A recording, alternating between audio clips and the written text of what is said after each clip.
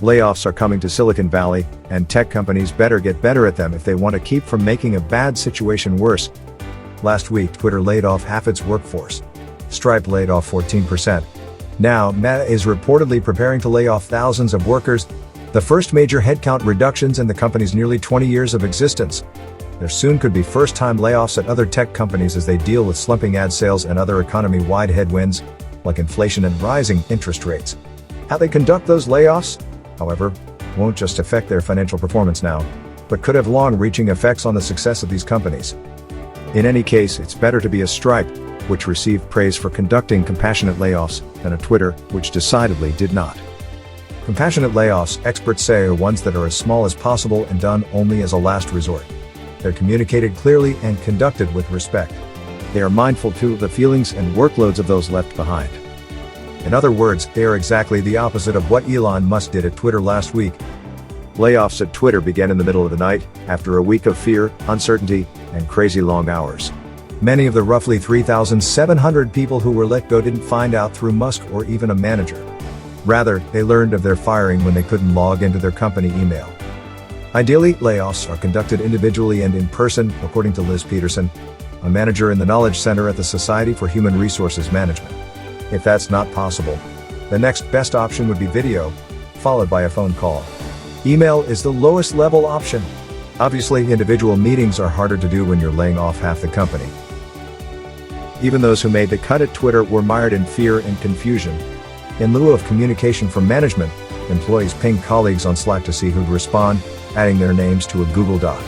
Some employees who remained at the company have told reporters they wish they'd been fired.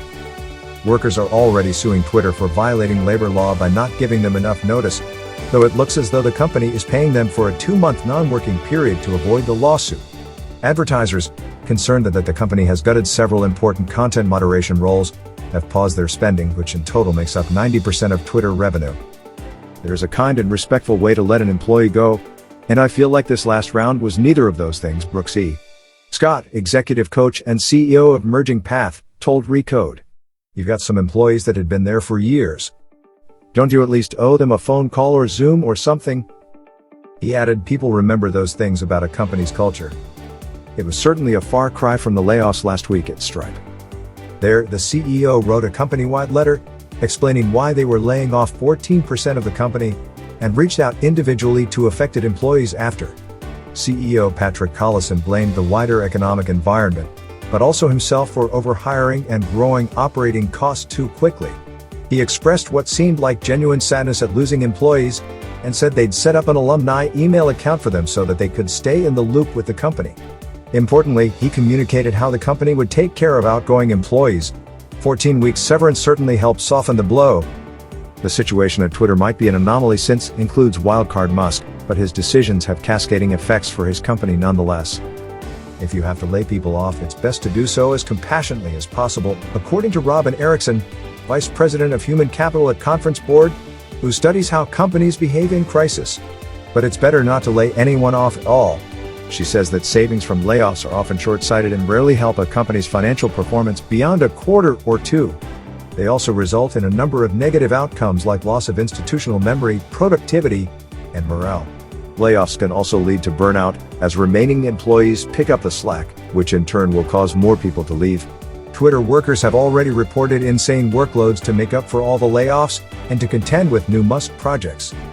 Importantly, layoffs, especially ones that are poorly done, harm a company's future hiring prospects. Why would anyone want to go work at a place where they've just treated people poorly? Erickson said, those organizations that laid off employees will have a harder time rebounding as they try to hire employees. Twitter is likely to run into this problem right away. The layoffs were so poorly thought through that the company is already reaching out to dozens of former employees to hire them back. That may be a tough sell since those employees still have options. The unemployment rate for tech jobs is at a notably low 2.2%, according to CompTIA's latest analysis of Bureau of Labor Statistics data, and the sector continues to grow.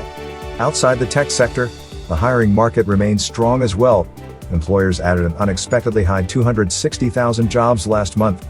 Experts are dubbing the economic downturn a jobful recession, as it hasn't yet seemed to affect jobs.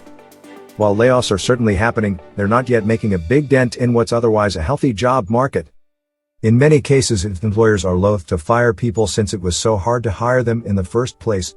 Companies that conducted mass layoffs early in the pandemic were handicapped as the economy came back online. Twitter's high-profile firings and unstable situation aren't going to make it an attractive place for employees to want to join. Silicon Valley companies won't always be dealing with an economic downturn, but how they behave now will affect their ability to grow when the economy is better.